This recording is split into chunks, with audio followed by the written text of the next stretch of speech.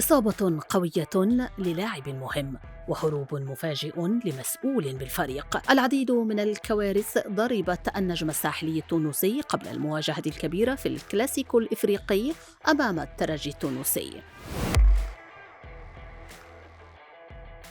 كلاسيكو الدوريات دائما ما يكون له طعما مختلفا عندما يكون في بطولة قارية، لهذا فإن مواجهة النجم الساحلي أمام الترجي التونسي يترقبها الجميع خلال الفترة المقبلة من دوري أبطال إفريقيا. النجم الساحلي والترجي التونسيان يتواجدان في المجموعة الثالثة بمجموعة دوري أبطال إفريقيا، بينما تأتي هذه المباراة الكبيرة في الجولة الأولى للمجموعة التي تضم كذلك بترو أتلتيكو الإنجولي والهلال السوداني. يدخل النجم الساحلي كلاسيكو تونس في إفريقيا معانيا من العديد من الأزمات الكبيرة التي تضع الفريق في مأزق كبير أمام منافسه المحلي بين إصابة وهروب وأزمة مالية خانقة. تعرض علي جمل حارس مرمى النجم الساحلي الأساسي للإصابة بكسر في معصم اليد، ما يعني أنه لن يشارك في المباريات حتى نهاية العام الحالي، ما يضع النجم الساحلي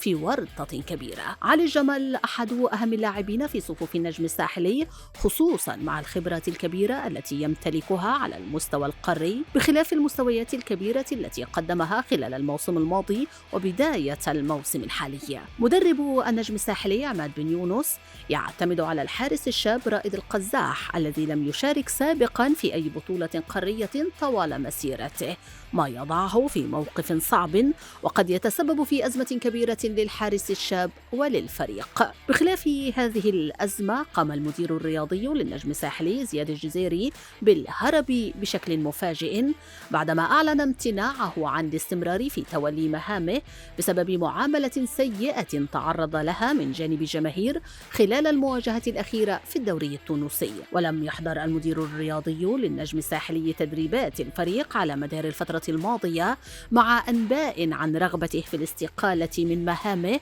خلال الفترة المقبلة والتي تأتي في وقت حاسم. المشكلة الكبرى أن هذا الرجل هو العقل المدبر لصفقات النجم الساحلي والتي أثرت بشكل كبير في رحلة الفريق في الموسم الماضي، وكان من المقرر أن يتسلم هذا الملف خلال الفترة المقبلة. الكارثة الأخيرة التي يعاني منها النجم الساحلي هي الأزمة المادية الخانقة والتي زادت على مدار الأشهر الماضية مع استمرار فشل الإدارة في الحصول على عقود رعاية جديدة. عدد من اللاعبين قاموا بالإضراب عن التدريبات في الفترة الأخيرة نتيجة الظروف المادية التي يعاني منها النادي وعدم حصولهم على المستحقات الخاصة بهم والمتأخرة منذ مدة.